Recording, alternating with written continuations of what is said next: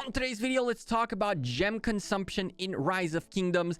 There have been so many gem events coming out and so much has changed in the way you spend gems in Rise of Kingdoms.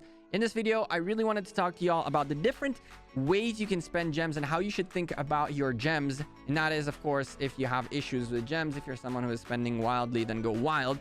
But if you're like me, who needs to prioritize things, this is how I think about gems and how I spend my gems in Rise of Kingdoms. So sit back, slap a like on the video, and let's go.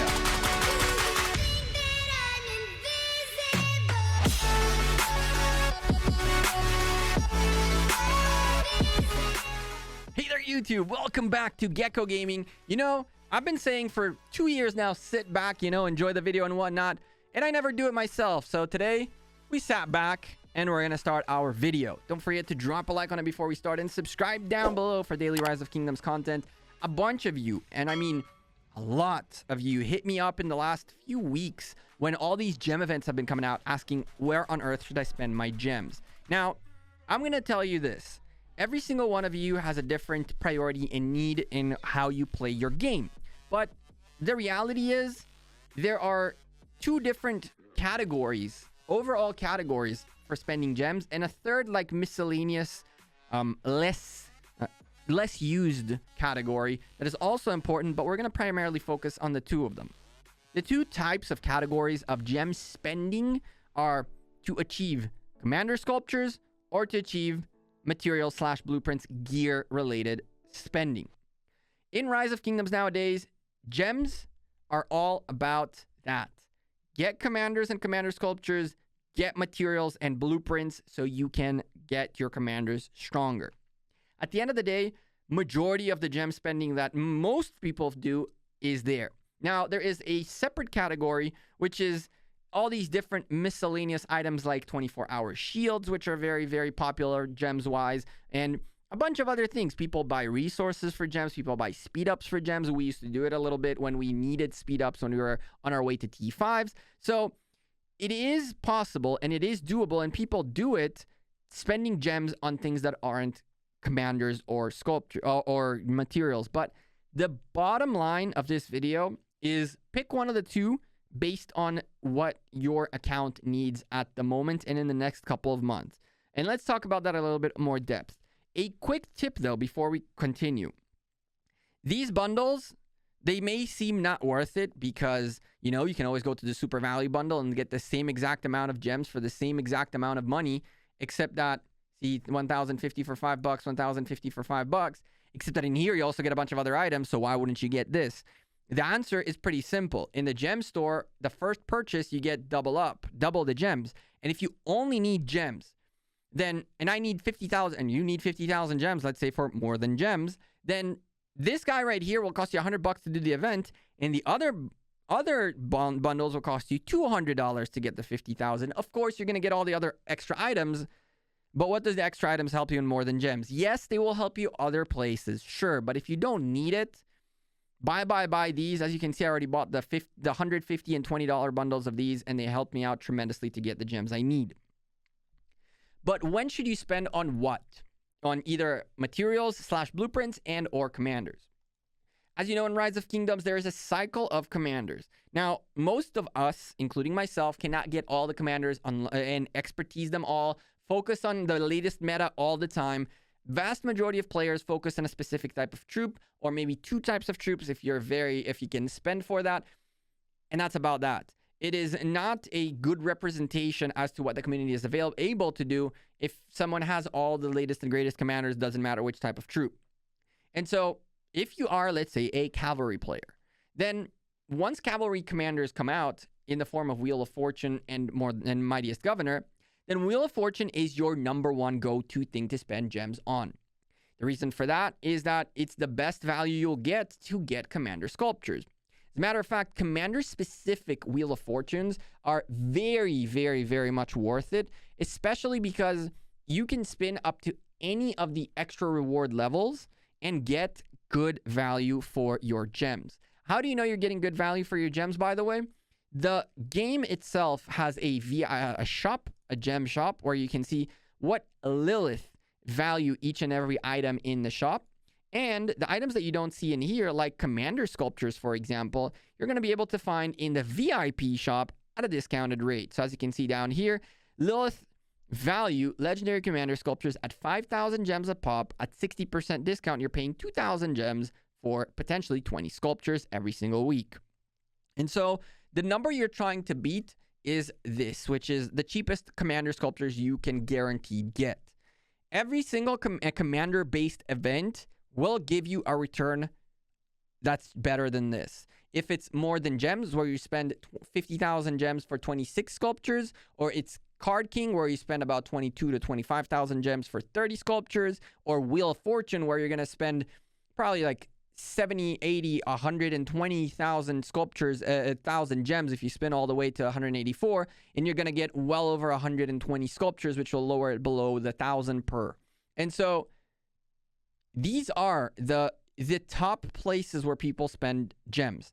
If you need the commander, that if the said commander is part of your cycle, you focus on commander stuff. If you're out of cycle, which means you're a cavalry player and it's infantry cycle and it's cavalry and it's archer cycle, during the one cycle after the cycle you're in, you should focus all your gems on gathering, on gear. And that is on blueprints, on blueprint chests, on materials, whatever it is you need. If you're lacking some blueprints, you get the blueprint chests, or you do the events that give you choose them chests. If you need materials, you spend it on materials, or again, better said, on events that'll give you materials. Long term, when you end up spending on events that give you material choose them chests and equipment choose them chests, you'll find yourself with a lot of these choose them chests that you can use to then get yourself the blueprints you require, and then with a choose them material chests, you'll be able to craft them.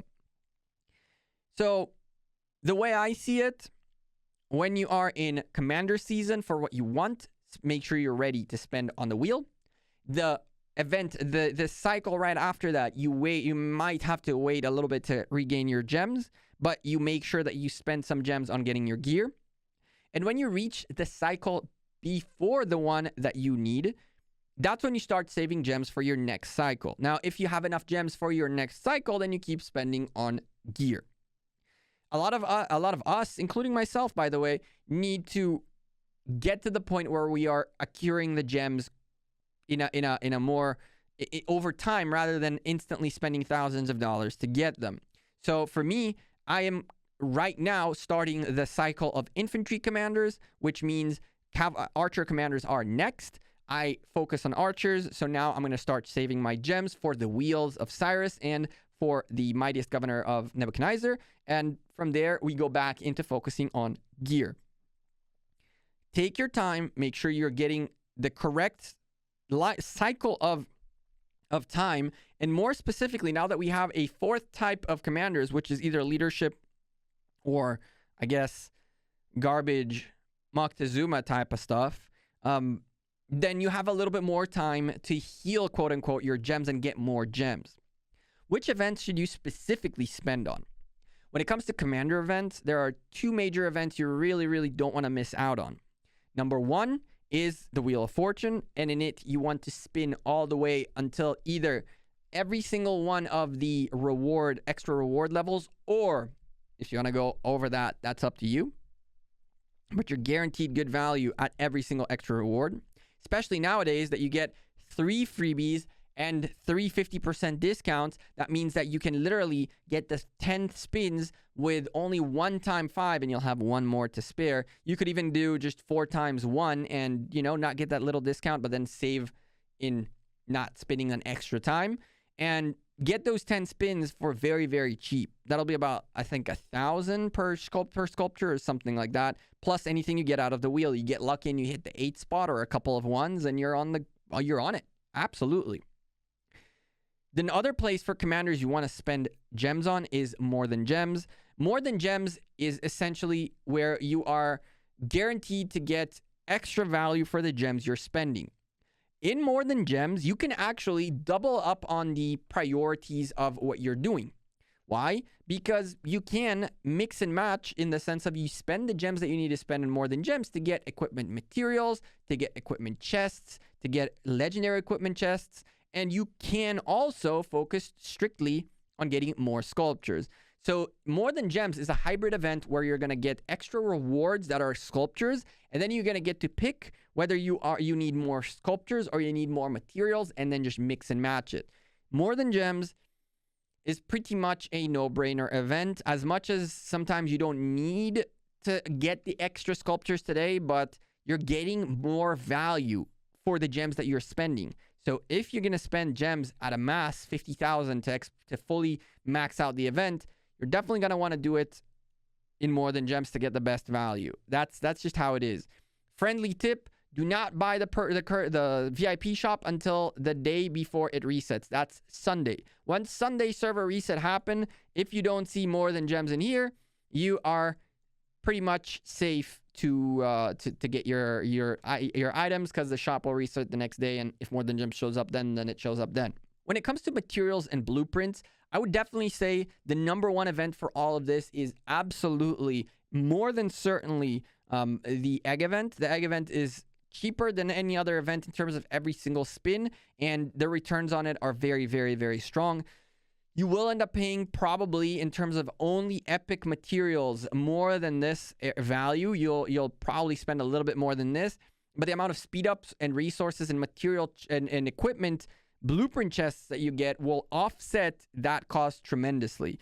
When you get 3 or 4 choose them chest equipment pieces, it's the equivalent of being able to pick a 240 gem chest, which is going to give you a random. So the choose them should be worth even more than 240. And so in a spin where you get, for 2,400 gems, 3 epic materials, which is less than this, but you also get 2 of these or 4 of these, you're now starting to offset the value. The only event out of the gear events that I would recommend you to double up on would be the archaeology event. The archaeology event is strictly for blueprints. If you don't need blueprints, skip. It's not worth it. But if you need blueprints, the archaeology event is a very good double up. Why? You can get hammers for free to still do it. You can spend gems to get hammers to still do the event, but you can also buy the bundle to do the event. And that's where the big stuff is. Because if you can't afford buying the whole bundle, then you're essentially spending money on the items to get blueprints. And on top of that, to remind you, you get gems confirmed with every single purchase. So when you buy the bundle, you're essentially buying the hammers to do the archaeology event to get blueprints. And on top of that, you're going to get gems to top off to do the next gem event. So, and you can obviously spend those gems back onto the archaeology event if you choose to do so. The latest version of the archaeology event allows you to do infinite amounts of levels so long as you have hammers, and you can always save hammers for the next run. So keep in mind that what you could do, you can max spend the bundle and max spend the gem hammers, and then just try to get as further out as you can. That's also a possibility. There is one final thing about spending gems that I want to bring your attention to, and that is the courier station. Now, I don't spend gems on the courier station unless it's for 2 very specific items. The 2 very specific items you should pretty much consider getting every time you see them is the 50%, not the 25% army expansion, the advanced one. You can get it in the courier station for 1,500 gems a pop. That is a very, very good deal. Getting it anywhere else will be more expensive. You have 2,500 gems in here alone, right? So these items for 1,500 gems at a 1,000 gem discount is definitely worth picking up. You are going to need a lot of these. Don't shy away from picking them up. 1,500 gems is definitely worth it. And the other item I would call your attention to would be potentially the 24-hour shields. The 24-hour shields can be found between 40 and 60% discount. That is 600 to 400 gems per shield. If you're really trying to save, you can wait until you find the 500 or 400 gems per shield and buy them. But I urge you to have a few 24-hour shields. In the latest meta, staying out in the field while you sleep is very much needed, especially in a battle where it's back and forth. Because if your enemy ends up taking the territory that you had, if you fill it with cities and bubble them, even though your enemy might be able to put a flag where your flag previously was, they won't be able to teleport anywhere. And that'll slow them down. Back in the day, it was like leave the build, go to a safe zone, go to sleep, and then come back. But it's much less beneficial for your team for you to do that than you to stay out there and hold a teleport spot, which can slow down the progress of your enemies. And so you can say, but Gekko, why would I spend gems? I got boatloads of level of 8-hour shields, which I can use, and just I wake up every 8 hours and I refresh my shield. Cool. And what happens when you snoozed? Or what happens when your 8 hours are up, but your phone died because you weren't near a charger? Or what happens when, you simply forgot? A 24-hour shield is guaranteed to keep you safe. Because, honestly, you're going to log in at some point within 24 hours if you're an active player in KVK, and you're either going to renew your shield or you're going to do something, and then you're going to move and do your thing, right? Think about it this way. I understand that saving 1,000 gems is important, or 400 or 500 or 600, whatever you spent on these. But as DS says best, if you get zeroed, if you get caught, if it happens that you get taken out, you're going to spend a lot more than 1,000 gems to rebuild or quit, which will really suck. So if you want to help your alliance even further, don't cheap out of the 24-hour shields. I can tell you in the last KVK, I bought like 7 or 8 24-hour shields at full price from the shop right here for 1,000 gems a pop. And it was definitely worth it. For the record, you can even go cheaper and pretend that 700 gems for 12-hour is okay. But come on, dude. You can get a 24-hour shield for 600 gems from the VIP, from the courier station. Why are you not getting it? So get yourselves at least 2. Have 2 on your account. If you can buy more, buy more. That is my priority, how I look at gems. First of all, the commanders that you need and the type of commanders you need, you focused on that. When that cycle is gone, you focus on gear. One cycle before the cycle you need, you start saving your gems, and you should be able to very healthily continually do these events and continually progress. What do y'all think? Leave a comment down below and let me know. I'm Gekko. I'm out of here. I appreciate it's going to be dropped a like on the video. Subscribe down below, and I'll see you in the next Rise of Kingdoms video, probably tomorrow. If there is any KVKs starting, I'm looking for a KVK to cover. Yes, a bunch of you hit me up about a bunch of KVKs lately. I apologize. I've been way too busy, and honestly, a little bit, my mental health has been a little bit bad, and so I haven't been keeping up with whatchamacallit, KVKs, but I'm looking to potentially follow a new one and again cover it, not necessarily live, but make an awesome set of videos like we used to do, covering strategy, covering situations and things like that. So if you have a KVK coming up soon, let me know. If it's going to be awesome, all the information, who's allied with who and all that good stuff, I keep that to myself. I won't tell anyone. And I'll see you all in the next video. Take care and have a good one. Peace.